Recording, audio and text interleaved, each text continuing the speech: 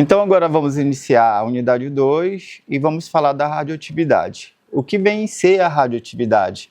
A atividade é uma propriedade que alguns núcleos atômicos instáveis têm de emitir radiação para atingir uma certa estabilidade, ok? Então o que a gente tem de história com relação à radioatividade? Röntgen, quando ele descobriu os raios-x lá em 1895, ele despertou curiosidade de outros cientistas. Tá? Então, o Henri Becquerel, ele foi um cientista que ele ficou inquieto e ele se debruçou basicamente para verificar se existia na natureza algum elemento que emitisse radiação parecido com a que Röntgen havia descoberto. E o que ele conseguiu? Ele conseguiu chegar a uma conclusão que o urânio ele emitia uma radiação parecida, basicamente, com a que Röntgen havia descoberto, que era do raio-x. Mas só que o Henri Becquerel ele ficou ali, inquieto. Então, mais adiante, a Marie Curie, juntamente com Pierre, eles pegaram essa pesquisa inicial do Henri Becquerel e eles se aprofundaram. O que eles chegaram à conclusão? Que por meio de outros elementos, eles perceberam que estava saindo basicamente radiação, tá? E aí eles conseguiram chegar à conclusão que aquele fenômeno era a radioatividade, que é justamente de um determinado núcleo cheio de energia, está saindo basicamente alguma radiação, e aí, com essa emissão de radiação, perceber também que o núcleo estava se desintegrando. Então, se conceitou radioatividade, que é justamente a emissão espontânea de um núcleo instável para poder esse núcleo tentar chegar a uma estabilidade, tá? Então, essa radioatividade, basicamente, é uma característica de muitos elementos químicos que, inclusive, nós utilizamos na radiologia. Exemplo, o urânio. O urânio, ele é muito utilizado lá no IPEM, onde se produz os radioisótopos, que são usados na medicina nuclear e na indústria. Esse reator nuclear que tem lá no IPEM é alimentado, por exemplo, com uma fonte de urânio. Então, ele está lá devidamente funcionando, que vai levar milhões de anos para, por exemplo, chegar a um período de meia-vida, e a partir dessa energia se produz outros elementos químicos radioativos ou radioisótopos. Então, essa questão da radioatividade é bastante usado para diversos fins e na parte tanto do diagnóstico como tratamento é muito bem utilizado, tá? Vamos falar aqui, basicamente, de 3 tipos de radiações que vão dar uma características de radioatividade. Então, nós vamos falar das radiações de partículas, que é alfa e beta, e vamos falar da radiação eletromagnética, que é a gama, tá? Então, todas elas são radiações nucleares, ou seja, que vão provir do núcleo do átomo, e aí a gente vai ter características específicas para cada uma. Por exemplo, a radiação alfa consiste em uma partícula alfa, que são núcleos de hélio contendo dos prótons e dos nêutrons. Então, aí tem um poder de penetração baixo, ok? E aí tem umas características que vocês vão verificar no material mais detalhadamente com relação à radiação alfa. Vamos falar da beta. A beta, ela consiste de partículas betas, que são elétrons ou pósitrons. Então, o poder de penetração da radiação beta é intermediário, sendo maior do que a alfa e menor do que a gama, ok? Então, ela é uma partícula subatômica emitida pelo núcleo de um átomo durante o decaimento radioativo. Então, ela também é bem utilizada na nossa prática, na radiologia.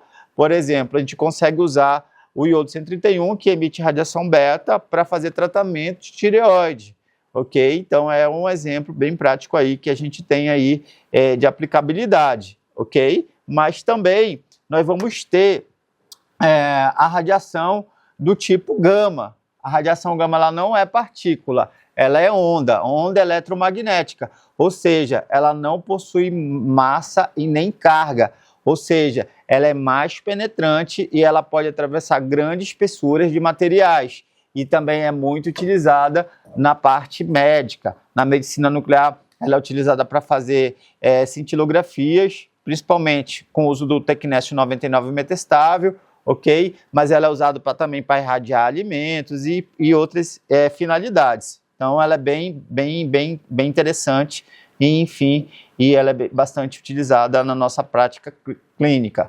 Com relação ao poder de penetração, a gente entende aqui que é alfa, beta, gama. Então, é uma ordem crescente.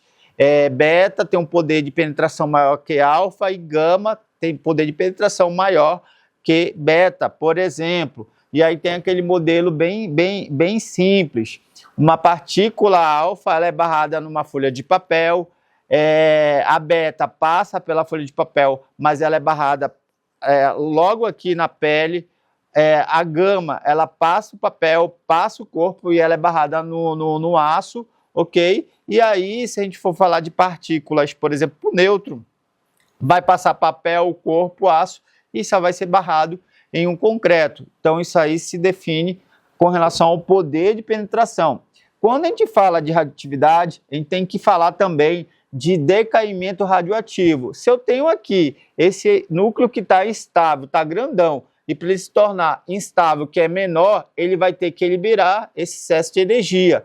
E para ele liberar, ele vai diminuindo. Essa liberação é decaimento radioativo, tá? No momento que ele vai liberando, ele emite radiação, e isso aí é decaimento. Ele emite radiação e vai decaindo, até ele tentar chegar no núcleo mais estável, enfim, ele ficar mais numa situação mais ambiente de radiação. E com relação, basicamente, ao decaimento radioativo, tem alguns conceitos que a gente precisa falar também. Por exemplo, a atividade de uma amostra é a taxa de decaimento de um material radioativo. A unidade de atividade é o becquerel, que representa uma desintegração por segundo. Lembrem bem disso.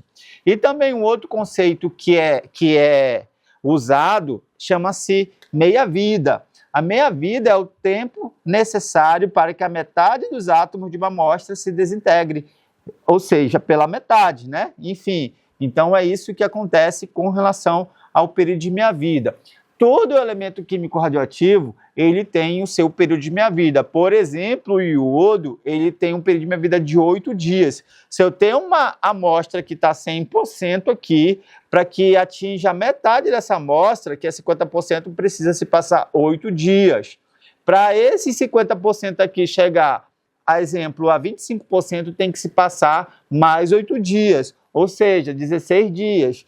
Para chegar a 12,5, mais 8 dias, 24 dias. Por exemplo, para chegar a uma taxa de 3,125, tem que se passar 40 dias a partir aqui da amostra inicial, que era 100%. Isso aqui a gente tem justamente para a questão do decaimento, tá?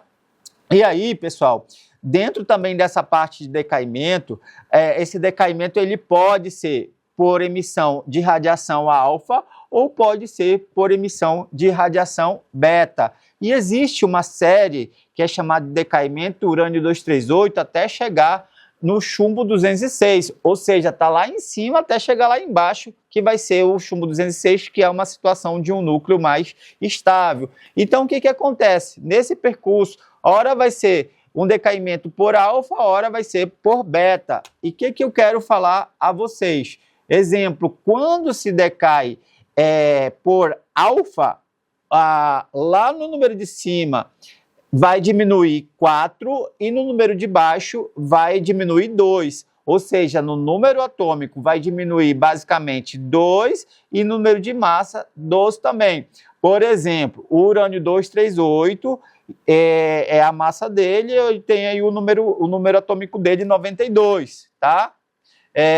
Então, o que acontece? Vai fazer o primeiro decaimento por alfa, então vai surgir um outro elemento que é o tório, 234, que tem ali embaixo o número 90, tá? E aí depois do tório para o outro elemento, que é o Pa, vai ser decaimento beta. Quando é beta, pessoal, você mantém um número em cima e embaixo você vai somar 1, e assim sucessivamente, até chegar aonde se precisa chegar, que é no chumbo 206. Ou seja, resumidamente, quando for decaimento alfa, você diminui 4 em cima e 2 embaixo. Quando é beta, você vai manter o número de cima e vai somar um número do de baixo, tá? Vai somar um no número de baixo.